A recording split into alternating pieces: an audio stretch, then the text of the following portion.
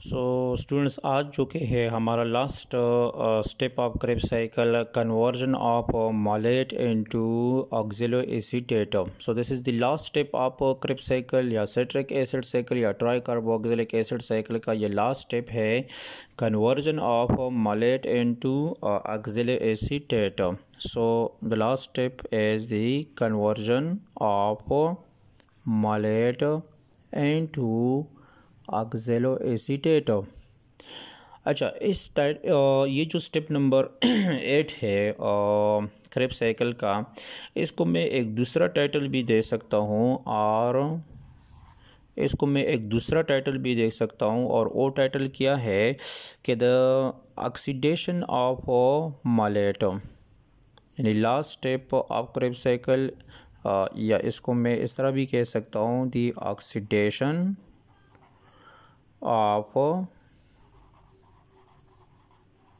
मॉलेट। Oxidation of malate यानी malate जो कि है इसकी ऑक्सीडेशन इसमें होती है। सो इस स्टेप में क्या होता है बेसिकली इस स्टेप में जो कि है यानी जब मॉलेट की कन्वर्जन होती है ऑक्सिलो एसीटेट में या मॉलेट की जो ऑक्सीडेशन होती है, इसमें होता क्या है इसमें होता ये है कि जो मॉलेट है इसकी कन्वर्जन होती है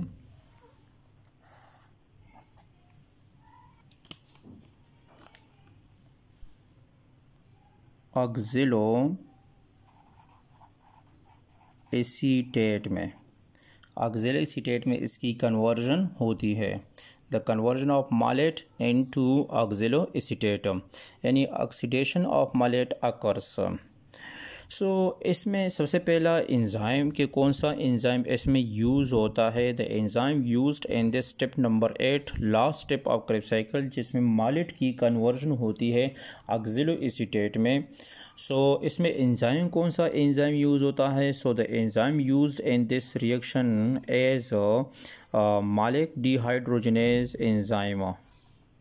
मालिक dehydrogenase enzyme is used in this reaction। Malic dehydrogenase enzyme use होता है इस रिएक्शन में। सो इस रिएक्शन में होता क्या है, इस रिएक्शन में ये होता है कि जो मॉलेट है, सो मॉलेट की जो कि है ऑक्सीडेशन होती है। किस तरह ऑक्सीडेशन होती है कि इससे 2 हाइड्रोजन जो कि है रिमूव हो जाते हैं, the 2 hydrogen is remove from malate. और क्या होता है कि ये जो 2 हाइड्रोजन है, these 2 hydrogen is pickup by the NAD का जो ऑक्सीडाइज फॉर्म है, ये 2 हाइड्रोजन लेगा। एज अ रिजल्ट NAD जो के है, this NAD is converted into NADH2 में कन्वर्ट हो जाएगा, NADH2 में कन्वर्ट हो जाएगा। सो यहाँ पर ये जो NADH2 बन गया, this is the third and last NADH2 which is found in Krebs cycle. यानी ये NADH2 जो के है ये थर्ड लास्ट NADH2 मॉलिक्यूल है जो क्रेब्स साइकिल में बन गया। मतलब ये मैंने पहले भी बताया था कि क्रेब्स साइकिल में टोटल 3 NADH2 मॉलिक्यूल बनते हैं।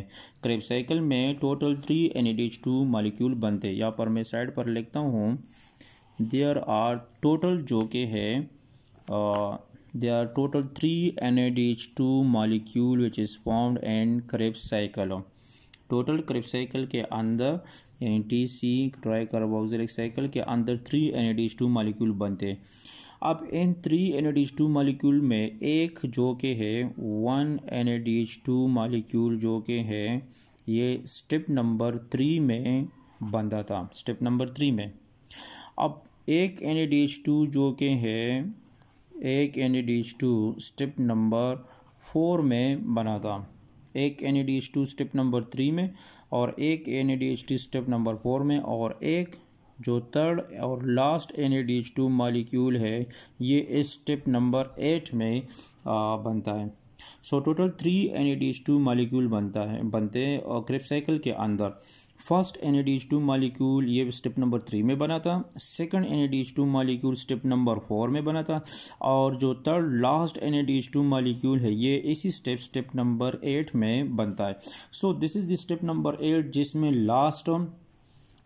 जिसमें थर्ड लास्ट NADH2 मालिक्यूल बनता है। किस तरह कि मालेट की जो कि है डीहाइड्रोजनेशन होती है, इससे हाइड्रोजन रिमूव हो जाती है, और ये जो 2 हाइड्रोजन मालेट से रिमूव हो गए, this hydrogen will react with NAD के साथ ये रिएक्ट हो जाएंगे। सो NAD के ऑक्सीडाइज फॉर्म के साथ ये रिएक्ट हो जाएंगे और ये NAD को रिड्यूस करेंगे और इसको रिड्यूस फॉर्म में कन्वर्ट करेंगे। It convert the oxidise form of NAD into its reduced form, and what are its reduced form? Its reduced form is NADH2, यानी NADH2 में इसको कन्वर्ट करेंगे। सो ये हमारे साथ थर्ड लास्ट NADH2 मालिक्यूल था जो हमारे साथ हासिल हो गया स्टेप नंबर 8 में। सो अब इसका मैकेनिज्म क्या है, किस तरह ये आकर होता है? सिंपल सा मैकेनिज्म है। मालेट का जो स्ट्रक्चर है ये पहले स्टेप में हमने ड्रा किया था, यहाँ पर मैं दोबारा इसको ड्रा करता हूँ मालेट की स्ट्रक्चर को। COOH CH, इसके साथ CH और OH दोनों अटैच है। अब इसी कार्बन के साथ CH2 एंड COOH। सो यहाँ पर ये 4 कार्बन है, कार्बन नंबर 1 2 3 4। यहाँ पर कार्बन नंबर 2 के साथ एक H है, दूसरा OH अटैच है। सो क्या होता है कि यहाँ पर now this is the structure of malate. अब ये स्ट्रक्चर है मालेट का स्ट्रक्चर है। सो क्या होता है कि कार्बन नंबर 2 जो आपको नज़र आ रहा है यहाँ पर, the carbon number 2। So carbon number 2 का जो जिसके साथ H और OH अटैच है, सो ये H और OH का ये H यानी हाइड्रोक्सिल ग्रुप में ये जो हाइड्रोजन है, ये दोनों हाइड्रोजन इससे रिमूव हो जाएंगे, 2 हाइड्रोजन इससे रिमूव हो जाएंगे, और ये दोनों हाइड्रोजन जो कि है will react with NAD oxidise form और ये कन्वर्ट हो जाएगा NADH2 में। अब ये स्ट्रक्चर का क्या बनेगा? The structure will now become like this. Structure जो कि है now the structure of malate becomes, so structure किस तरह बनेगा? C, सारा स्ट्रक्चर अपनी जगह पर आएगा। सो C एंड अब यहाँ पर एक ऑक्सीजन रह गया है, इस ऑक्सीजन से भी हाइड्रोजन मतलब रिमूव हो गया है। इस ऑक्सीजन को भी एक बॉन्ड की ज़रूरत है और कार्बन का भी एक बॉन्ड खाली रह गया है क्योंकि हाइड्रोजन इससे रिमूव हो गया है। सो ये कार्बन इस ऑक्सीजन के साथ डबल बॉन्ड बनाएगा। सो यहाँ पर डबल बॉन्ड O, बाकी CH2 और COOH जो कि है अपनी जगह पर आ जाएंगे। Now this is the structure of oxaloacetate. Now this is the structure of oxaloacetate. अब ये ऑक्सैलोएसीटेट या ऑक्सैलोएसिटिक एसिड जो कि है दोबारा एसिटाइल को A के साथ मिल जाएगा और दोबारा जो कि सिट्रेट फार्मेशन काज करेगा, यानी क्रेब्स साइकिल को दोबारा रिपीट करेगा, दोबारा स्टार्ट करेगा। सो यहाँ पर सिंपल सा मैकेनिज्म है कि जो मालेट की जो कि है इसका जो कार्बन नंबर 2 है इसके साथ H और OH जो अटैच है, सो हाइड्रोजन और दूसरा हाइड्रोक्सिल ग्रुप का जो हाइड्रोजन है, दोनों हाइड्रोजन रिमूव हो जाएंगे। एज अ रिजल्ट कार्बन जो कि इस ऑक्सीजन के साथ डबल बॉन्ड बनाएगा। ये आपको नज़र आ रहा है यहाँ पर कार्बन ने इस ऑक्सीजन के साथ डबल बॉन्ड बनाया और ये दोनों हाइड्रोजन रिमूव होकर NAD के साथ मिल जाएंगे और ये कन्वर्ट करेगा इसको NADH2 में, इसको कन्वर्ट करेगा। और again I repeat, this is the last in third NADH2 molecule which is formed in the Krebs cycle.